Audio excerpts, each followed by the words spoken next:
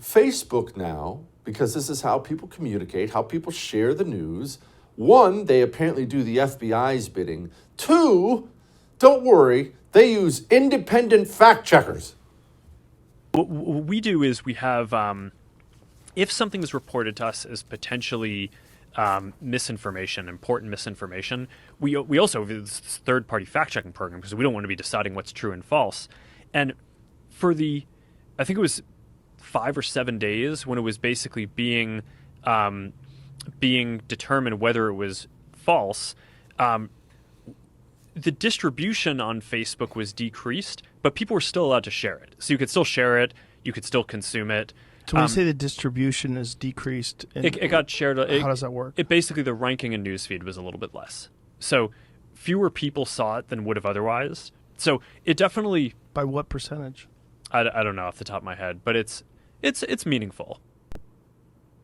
We didn't censor it. Stop. One, we have independent fact checkers. We'll get to that in a second. But two, we didn't censor it. We just reduced the number of people who could see it. Now, back to those independent fact checkers, because you probably see this a lot. This applies to way more than just Facebook.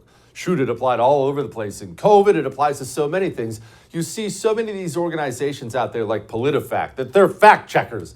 And if you see something like Joe Biden showered with his daughter online and you feel like picking up your phone and checking to see if that's real, you can look up a fact check and you'll see a bunch of fact checkers say no.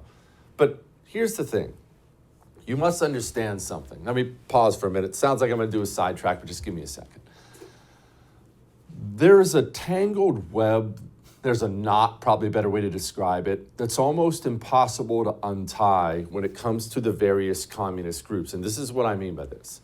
If you dig into anything happen in the country that looks radical and wrong and communist, and you start talking to experts about how did this happen, who paid for this, who organized it, even experts who dig into these things get insanely confused and twisted up in knots trying to explain them.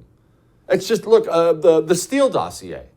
Where did the Steele dossier come from? Hillary Clinton. Okay, no, it didn't really come from Hillary Clinton. It came from a group that Hillary Clinton hired, so it didn't actually technically come from Hillary Clinton, and there were also former FBI guys working with this group, and then soon you can't figure it out. You can't process it. That's intentional. All these separate different groups, so there's never one line tied back to them, which brings us directly back to this.